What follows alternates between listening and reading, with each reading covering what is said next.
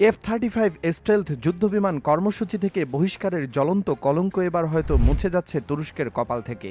NATO জোট এবং মধ্যপ্রাচ্যের ভূরাজনীতিতে যে ভূমিকম্পটা আসার ইঙ্গিত দেওয়া হচ্ছে তা পুরো বিশ্ব কূটনীতিকে নাড়িয়ে দেওয়ার জোগাড় রাখছে।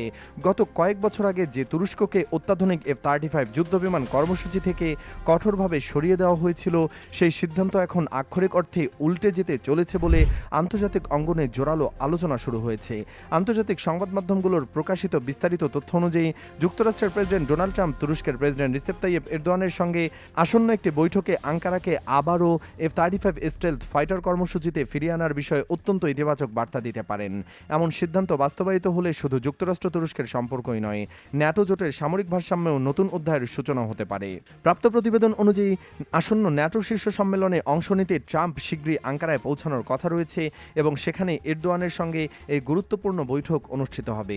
এই বৈঠককে কেন্দ্র করে দুই দেশের কূটনৈতিক মহলে ইতিমধ্যেই ব্যাপক আগ্রহ এবং সাসপেন্স তৈরি হয়েছে, কারণ দীর্ঘদিন ধরে এক ধরনের অচলাবস্থায় আটকে থাকা F-35 ইস্যু এবার সম্ভবত একটি জটিল তবে নতুন মোড় নিতে পারে বলে ধারণা করা হচ্ছে।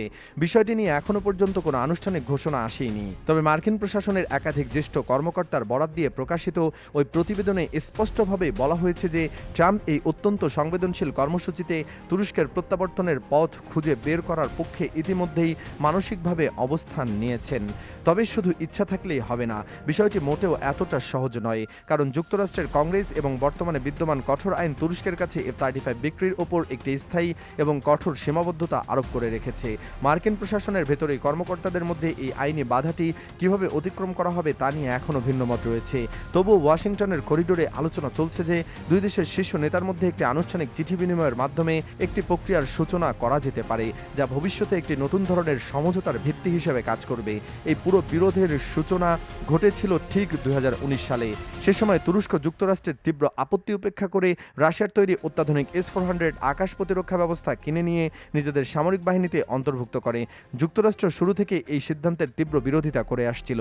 ওয়াশিংটনের স্পষ্ট যুক্তি ছিল, একই সঙ্গে রাশিয়ার S-400 এবং মার্কিন যুক্তরাষ্ট্রের F-35 পরিচালনা করা হলে রাশিয়া খুব সহজে যুক্তরাষ্ট্রের সবচেয়ে আধুনিক স্টেলথ প্রযুক্তি সম্পর্কে অত্যন্ত সংবেদনশীল গোপন তথ্য সংগ্রহের সুযোগ পেতে পারে।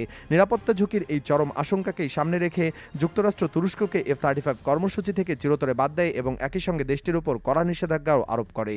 পরবর্তীতে মার্কিন কংগ্রেস এমন আইন পাশ করে যেখানে স্পষ্ট করে বলা হয়েছে তুরস্ক যতদিন S-400 প্রতিরক্ষা ব্যবস্থা নিজেদের দেশে সক্রিয় রাখবে ততদিন পর্যন্ত তাদের কাছে F-35 যুদ্ধবিমান বিক্রি করার কোনো সুযোগ নেই। ফলে কয়েক বছর ধরে দুই মিত্র দেশের মধ্যে এই ইস্যুটি অন্যতম বড় একটি কূটনৈতিক বিরোধ হিসেবেই টিকে যায়। যদিও সাম্প্রতিক সময়ে ট্রাম্প প্রশাসনের অধীনে ওয়াশিংটন এবং আঙ্কারার দ্বিপক্ষীয় সম্পর্ক আগের তুলনায় অনেক উষ্ণ হয়েছে, তবু F-35 এর প্রশ্নে কোনো ধরনের অগ্রগতির লক্ষণ এতদিন দেখা যায়নি। তবে সর্বশেষ শুরু হওয়া এই আলোচনাগুলো এক সম্ভাবনার জন্ম দিয়েছে। আন্তর্জাতিক বিশ্লেষকদের মতে ট্রাম্প যদি সত্যিই তুরস্ককে আবার F-35 কর্মসূচিতে ফিরিয়ে আনার বাস্তব উদ্যোগ নেন, তাহলে তা দুই দেশের দীর্ঘদিনের ক্ষতবিক্ষত সম্পর্ক পুনর্গঠনে একটি অত্যন্তপূর্ণ গুরুত্বপূর্ণ পদক্ষেপ। একই সঙ্গে এটি ন্যাটোর জোটের অভ্যন্তরীণ ঐক্য এবং আরও শক্তিশালী করার এক ব্যাপক প্রচেষ্টার অংশ হিসেবেও বিবেচিত হতে পারে। এই পরিবর্তনের ইঙ্গিত আরও বেশি স্পষ্ট হয়ে ওঠে গত মাসে, যখন ট্রাম্প প্রশাসন আনুষ্ঠানিকভাবে মার্কিন কংগ্রেসকে জানায় যে তারা তুরস্কের কাছে $700 মিলিয়ন বেশি মূল্যের কয়েক ডজন যুদ্ধবিমানের ইঞ্জিন বিক্রির বিষয়ে পরিকল্পনা করছে।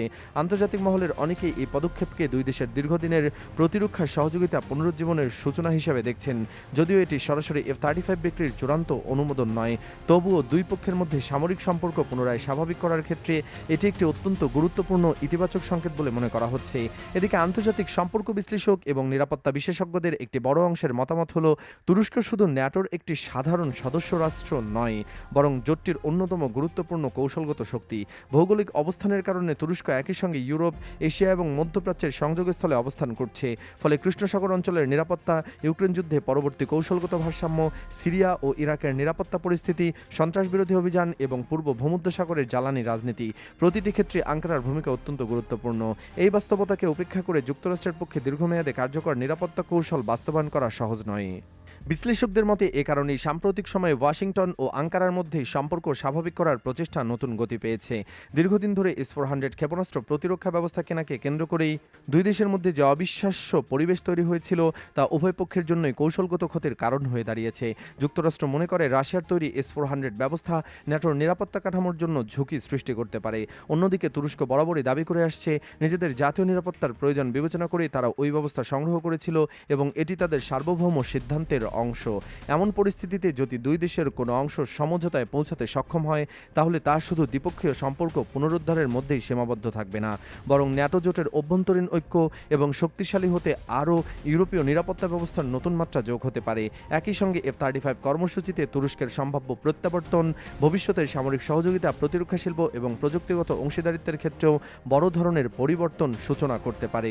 তবে বাস্তবতা হলো এখনও পর্যন্ত কোনো পক্ষই আনুষ্ঠানিকভাবে চূড়ান্ত সিদ্ধান্ত ঘোষণা করেনি। সংবাদ মাধ্যমে বিভিন্ন ধরনের প্রতিবেদন প্রকাশিত হলেও হোয়াইট হাউস, পেন্টাগন কিংবা তুরস্কের সরকার কেউই এখনও এমন কোনো সিদ্ধান্ত নিশ্চিত করেনি যা F-35 কর্মসূচিতে তুরস্কের পূর্ণ অংশগ্রহণ নিশ্চিত করে। ফলে পুরো বিষয়টি এখনও আলোচনা ও কূটনৈতিক সমঝোতার পর্যায়ে রয়েছে। এখন আন্তর্জাতিক অঙ্গনের দৃষ্টি নিবদ্ধ রয়েছে সম্ভাব্য ট্রাম্প-এরদোয়ান বৈঠক এবং পরবর্তী আনুষ্ঠানিক ঘোষণার দিকে। রাজনৈতিক বিশ্লেষকদের মতে সেই বৈঠক নির্ধারণ করতে পারে দুই দেশের সম্পর্ক কোন পথে এগোবে। বিশেষ করে মার্কিন কংগ্রেসে বিদ্যমান আইনি সীমাবদ্ধতা কিভাবে মোকাবেলা করা হবে, S-400 ইস্যুতে তুরস্ক কোন নতুন সমাধান বা আপোষের পথে হাঁটবে কিনা এবং F-35 কর্মসূচিতে পুনরায় অংশগ্রহণের জন্য আঙ্কারাকে কী ধরনের নিরাপত্তা ও প্রযুক্তিগত শর্ত পূরণ করতে হবে, এসব প্রশ্নের উত্তরে এখন সবচেয়ে গুরুত্বপূর্ণ হয়ে উঠেছে। এছাড়া এই আলোচনার সঙ্গে যুক্ত রয়েছে আরও কয়েকটি বড় কৌশলগত বিষয়। ইউক্রেন যুদ্ধ, রাশিয়ার ক্রমবর্ধমান সামরিক তৎপরতা, মধ্যপ্রাচ্যের অস্থিতিশীলতা এবং ন্যাটোর ভবিষ্যৎ প্রতিরক্ষা পরিকল্পনার মতো বিষয়গুলো ওয়াশিংটন ও আঙ্কারার সম্পর্কের ওপর সরাসরি প্রভাব ফেলছে। ফলে এটি শুধু একটি যুদ্ধবিমান বিক্রির প্রশ্ন নয়, বরং বৃহত্তর ভূরাজনৈতিক ভারসাম্য পুনর্গঠনের একটি গুরুত্বপূর্ণ অধ্যায় হিসেবেও বিবেচিত হচ্ছে। সব মিলিয়ে পরিস্থিতি অত্যন্ত দ্রুত পরিবর্তন হচ্ছে। কয়েক বছর আগে যে সিদ্ধান্তের মাধ্যমে তুরস্ককে বিশ্বের অন্যতম আধুনিক স্টেলথ যুদ্ধবিমান কর্মসূচি থেকে বাদ দেওয়া হয়েছিল, আজ সেই অধ্যায় আবারও নতুনভাবে আলোচনায় ফিরে এসেছে। যদি চলমান কূটনৈতিক প্রচেষ্টা সফল হয় এবং রাজনৈতিক ও আইনি জটিলতার সমাধান হয় তাহলে যুক্তরাষ্ট্র ও তুরস্কের সম্পর্ক একটি নতুন যুগে প্রবেশ করতে পারে। একই সঙ্গে ন্যাটোর ভবিষ্যৎ, কৌশল, আন্তর্জাতিক প্রতিরক্ষা সহযোগিতা এবং বৈশ্বিক ভূরাজনীতিতেও এর সুদূরপ্রসারী প্রভাব পড়তে পারে। তাই বিশ্বের বিভিন্ন দেশের সরকার, সামরিক বিশ্লেষক এবং আন্তর্জাতিক পর্যবেক্ষকরা এখন এই ইস্যুর প্রতিটি অগ্রগতি অত্যন্ত নিবিড়ভাবে পর্যবেক্ষণ করছেন।